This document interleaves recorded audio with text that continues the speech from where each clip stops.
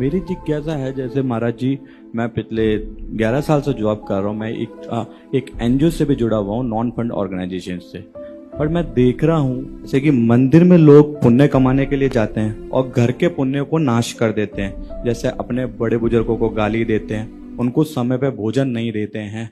और जैसे मैंने एनआरई क्लाइंट्स हैं मेरे बैंकिंग के अंदर, उसमें जैसे विद्या आश्रम में उन्होंने अपने पेरेंट्स को छोड़ रखा है, वो पे करते हैं उनका मंथली। और कोविड के टाइम में भी मैंने जैसे देखा था, वो याद करते रहे बट वो अनफॉर्चुनेटली नहीं आ पाए। और किसी ओकेजन पे भी वो याद करते रहते हैं, तो वो पेरेंट्स उनकी याद ही रह जाती है कि उनके किड्स छोटे रहते हैं। तो इसमें आपकी क्या राय है? मंदिर में करोड़ों का दान देना और माता पिता या भाई को घर पे ही नहीं पूछना, मेरा कहना वो दान देना व्यर्थ है।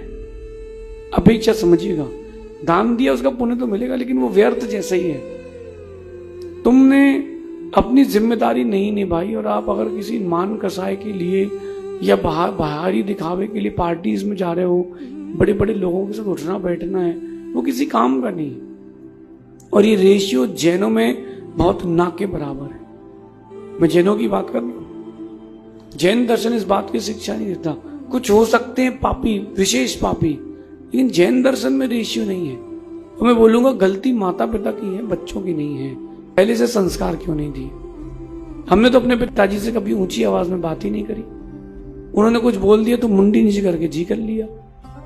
लेकिन आज के ऐसे है कि उन्होंने ऊंची आवाज बोला नहीं कि बेटे ने 2 लगा दिए। तो गलती आपकी है, आपने इतनी छूट क्यों दी?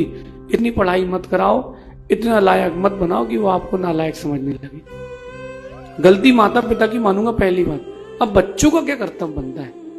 बच्चों का कर्तव्य बनता है कि वो किसी भी परिस्थिति में अपने बड़े बुजुर्गों को या जिनके सहारे वो हैं उनको कभी इंसल्ट ना करें, ना उनके साथ ऐसा व्यवहार करें। उनके भी निजी कर्म का होता है और नए नए कर्म बच्चों ने बांध लिए।